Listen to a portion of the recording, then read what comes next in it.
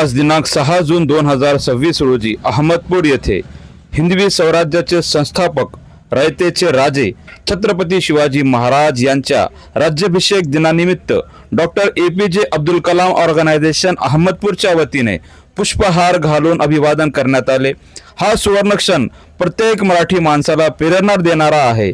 स्वाभिमान, शौर्य, न्याय, धर्मनिरपेक्षता आणि जनकल्याणकारी राज्य कारभाराचा आदर्श जगासमोर उभा करण्याचं काम ज्या राजानं केलं, असे छत्रपती शिवाजी महाराज ज्यांच्या विचारांचा आणि कार्याचा आदर्श घेऊन आपण सगळे काम केलं पाहिजे, असं या ठिकाणी डॉक्टर APJ अब्दुल कलाम ऑर्गनायझेशनचे अध्यक्ष सत्तार हबीब साहेब शेख यांनी सांगितले।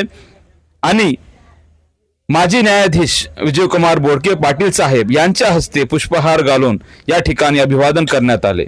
आजच्या दिवशी हिंदवी स्वराज्याचे संस्थापक रयतेचे राजे छत्रपती शिवाजी महाराज यांचा राज्याभिषेक किल्ले रायगाव मोठ्या थाटामाटात पार पडला। हा स्वर्णक्षण प्रत्येक महाराष्ट्रीयन माणसाच्या मनाला प्रेरणा देणारा आहे।